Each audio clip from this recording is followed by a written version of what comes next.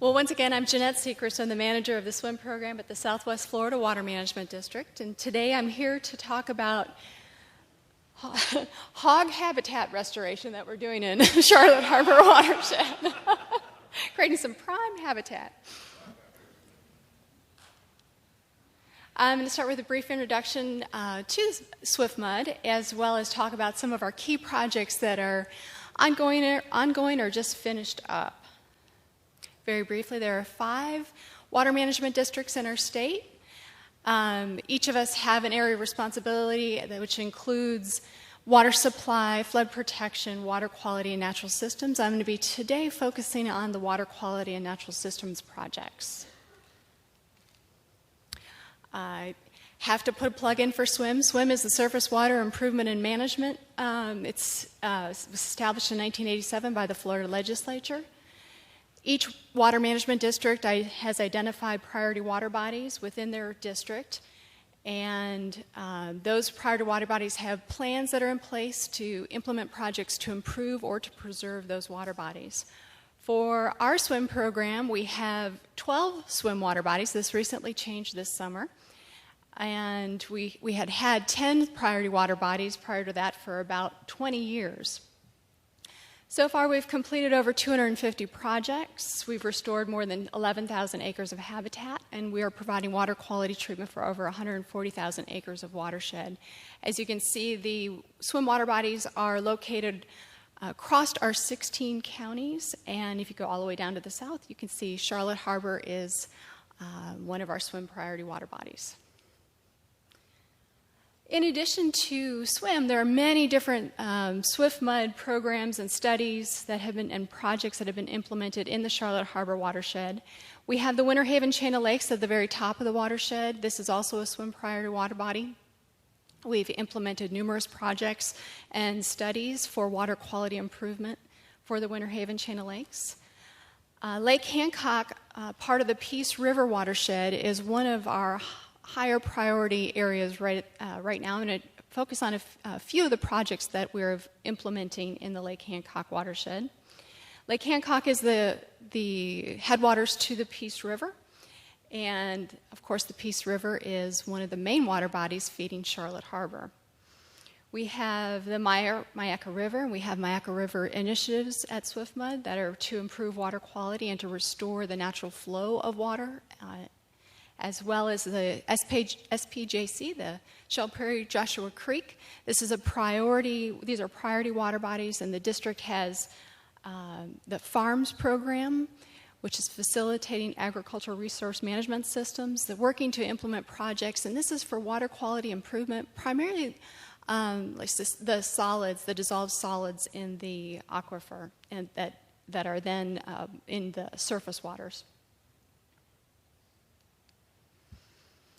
I just want to point out we're very fortunate in the lower Charlotte Harbor, in this region. We have a lot of lands in public ownership, which is fantastic. The areas shaded in blue are district-owned lands, so SwiftMud-owned lands, and the shaded in green are the DEP lands, the state lands. So we have approximately, I think it's about 75,000 acres of DEP-owned lands, and we have about 60,000 acres of SwiftMud-owned lands within the Charlotte Harbor watershed. And these lands are purchased for preservation and for restoration, and of course for public recreation as well. I'm going to start with Lake Hancock. This is at the top of the watershed. This is a 4,500 acre lake in Polk County. It's hyper-eutrophic. It has very poor water quality, very high nutrients. Historically, the lake level was about a foot or two higher than it is now. And the projects that we are doing are focusing on meeting the minimum flow in the upper Peace River, as well as treating water, discharging Lake Hancock prior to entering the Peace River to both improve water quality in the Peace River as well as Charlotte Harbor. The district has acquired over 8,000 acres of land around the lake, And this was needed in order to increase the lake level, and we increased it a little bit greater than a foot, or we're going to be increasing a little bit greater than a foot. And that is so that we can store additional water that can be released during the dry season to meet that upper piece minimum flow. And to do this, we acquired 74 parcels, and we completed this approximately 2 years ago. This is the structure that has recently been completed. This is at the outfall of the lake. This is what will allow us to hold the water level up about a foot than from where it has historically been. And then the Outfall treatment project. This is, we have a 1,000-acre wetland that we've constructed at the bottom of the lake.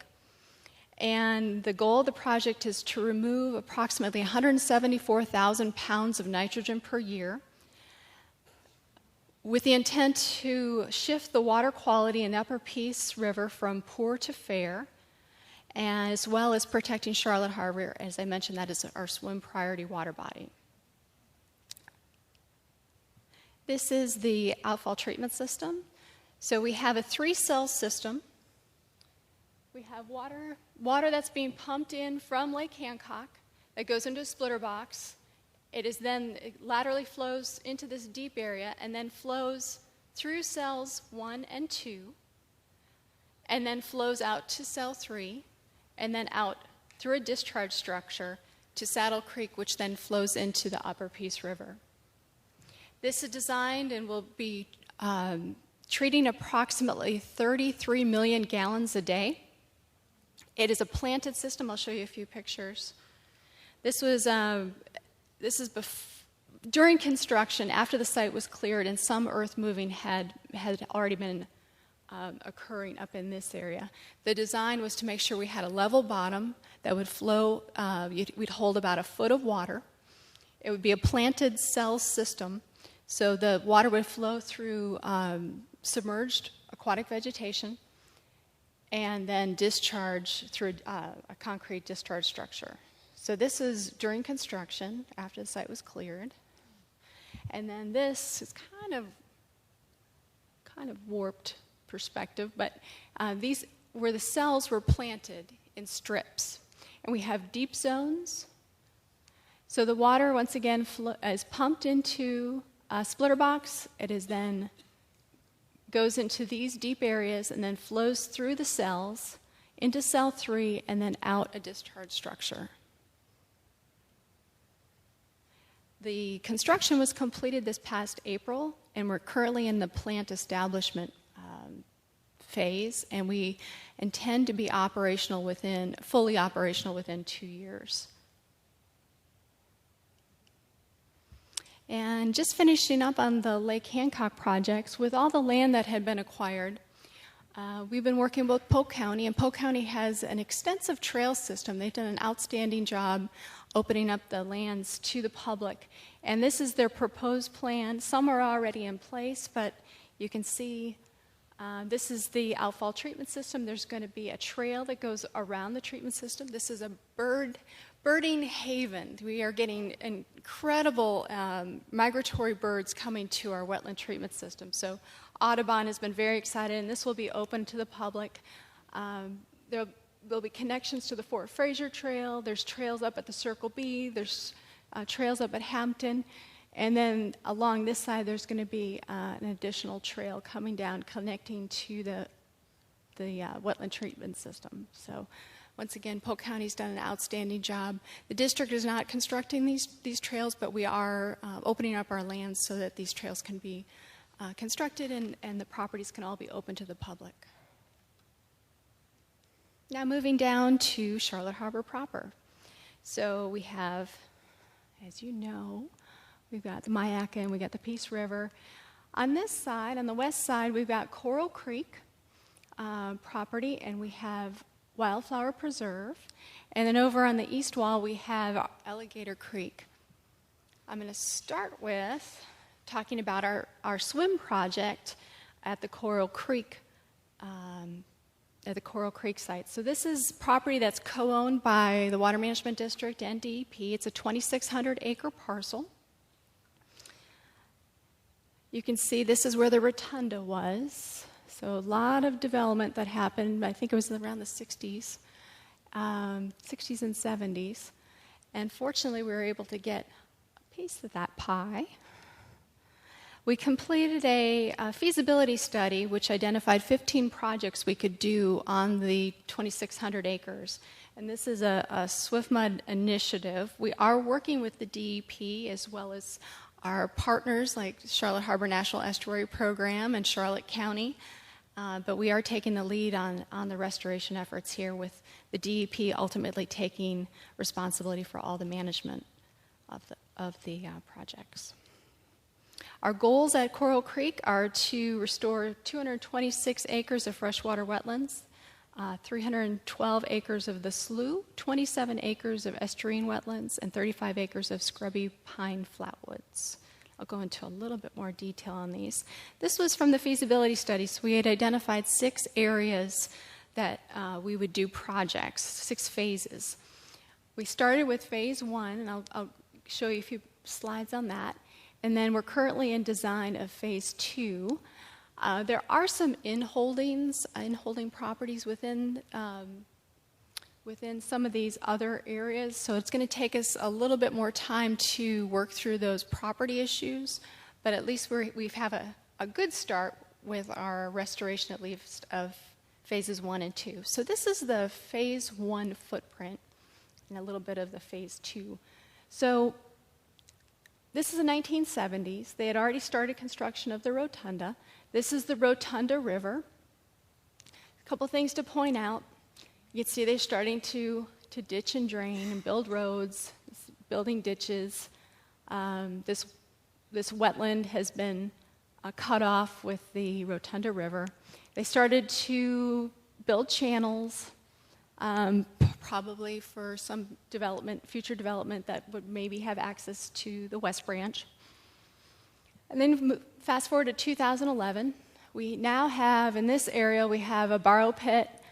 We have, you can see it, but there's the ditch system that was partially constructed. We have this wetland that has been drained by the Rotunda River. And we have these canal systems that were started to be dug back in the 70s.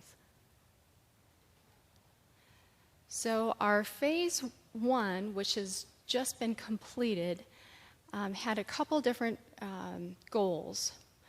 One was to fill in ditches to restore the natural sheet flow. So fill in those ditches for our hydrologic restoration, to get the sheet flow across that area and to get a more normal function to the wetlands. We also did a littoral shelf, some plantings on the borrow pit, shallowing up one end of it. And we also put in a filter marsh along where the Rotunda River was ending. We put in a filter marsh, and this also helped with the restoring that wetland. That wetland was once it was cut, it was no longer functioning as a wetland. So part of this was to restore the functions of that wetland, as well as the historic slough that goes from the northwest down to the southeast. And I think you'll see that in the next couple slides. Let me go back just a second. So this project, Phase 1A, restored approximately 250 acres, and like I said, it was just recently completed, and we're currently in the maintenance phase. So this is looking at that filter marsh. This was during construction. This is get my bearings. This is the wetland system up here, and this wetland system no longer is just cut by the Rotunda River. It actually has to now flow its natural historic path this way. And I'll show another aerial, but this was just during construction. And then here, this is looking at that historic wetland, and this is the constructed filter marsh. That's the Rotunda River that goes all the way around.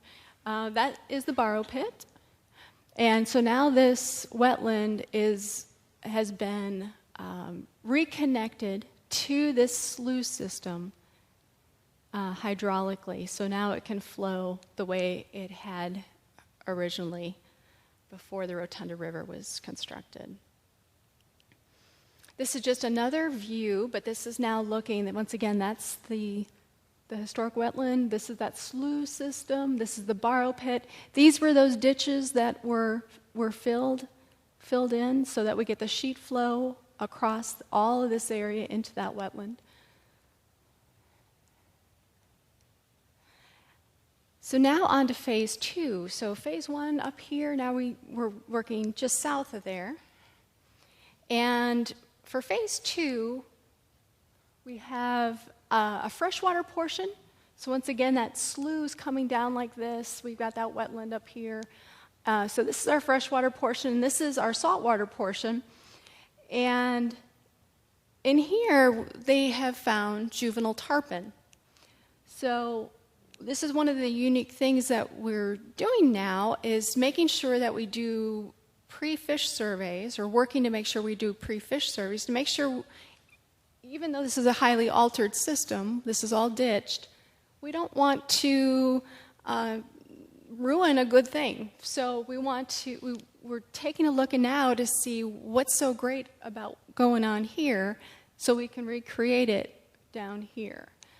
So we're working with Aaron Adams at the Bonefish and Tarpon Trust, as well as Phil Stevens at FWC. So we're doing pre and post. We're going to be doing 3 different pilot studies or pilot construction methods here so that we can learn from it and hopefully implement the most successful of the restoration techniques elsewhere. And this is just an aerial shot. So this is that freshwater wetland. This is the West Branch. Here's that sluice system. This is actually the freshwater portion of it, so that saltwater portion is where we're seeing those tarpon are down here. Now moving over to Alligator Creek, so this is on the east wall. This is land owned by the DEP. It's approximately 1,600 acres. It was heavily ditched and drained. Historically, it was some beautiful salterns. And the projects that have been that we're doing were identified in an older conceptual master plan, which identified 19 projects, and we're on the final phase of the construction of the Alligator Creek projects. The goal of the projects were to restore 840 acres of wetland. We're doing this project in 3 phases. Phases 1 and 2 are complete, and it pretty much involved filling ditches, exotic plant removal. A lot of modeling went into that as well to make sure we knew what the outcome would be by filling these ditches. And phase 3 includes 5 projects. It's approximately 107 acres of restoration, and we're just finished the design, and we're about to go into construction. I also want to mention that we do have, we're doing the similar fish studies in Alligator Creek, doing the pre and post, trying to learn from what we have observed on previous restoration phases. So for Alligator Phase 3, we're trying to restore the flow to the historic wetlands. We're also constructing a filtered marsh treatment system along Burnt Store Road. This will polish water coming from the road as well as the nearby drainage basin. And then now moving over to Wildflower Preserve. This is an 80-acre parcel owned and managed by Lemon Bay Conservancy. We just are starting the design on this one. It was formerly a golf course, so this is a unique opportunity we've been having at the Water Management District. We actually have a few projects right now going on with former golf courses or even ongoing golf courses. It's an opportunity because many of these older golf courses, they had taken their historic wetlands and turned them into the golf course ponds. So we're having an opportunity to not only provide water quality improvement, we can do wetland restoration on those ponds. Here we have another opportunity. There was also tarpon observed, juvenile tarpon, so that is going to be enhanced. We're looking at what is working and why the juvenile tarpon are where their habitat is, and we're going to try and recreate some additional habitat. as well as gopher tortoise habitats. So this is an exciting project that's just starting up. And this is my last slide. So in addition to those projects, we have hydrologic restoration on district-owned land. As I had mentioned, we have about 60,000 acres in the Charlotte Harbor Watershed. Right now we have 3 projects ongoing in the Myakka State Forest, in the Myakka Park, as well as, I forgot the other one, I think it's Jack Creek. And we're restoring about 1,000 acres of wetlands, and that's primarily real simple techniques with those ditch blocks, just restoring the sheet flow, getting those wetlands rehydrated, and reducing any of those the flashiness of flow of water. And that's the end. Yes? I have a question on the Lake Hancock treatment system. What type of vegetation is it that you're using in that treatment cell, in the outfall? They're submerged aquatic plants, so and I'm not a biologist. Well, that's okay. In your plan, in your maintenance, do you plan to harvest that vegetation? It's designed for 50 years of operation without having to harvest. Really? Yes. Interesting. Okay, thanks. But it is something we are discussing. Okay. So it is on our radar, but it was designed so that it would not have to be harvested for 50 years. Anyone else? Yep. I just want to thank you from the viewpoint of Lemon Bay Conservancy for working with us, because even though we're just getting started in the design, we're very, very hopeful that we can probably at least double the size of the tarpon habitat, the juvenile tarpon habitat there, and also snook habitat as well. So it's a fantastic project, and we've got all these historical, what it used to look like when the wetlands were functional. And so it's going to be treating the water, and it's going to really help Lemon Bay, which is going to help Charlotte Harbor, and it's going to make everything a little bit nicer here. So we're very, very appreciative. Thank you. Fantastic. Thank you.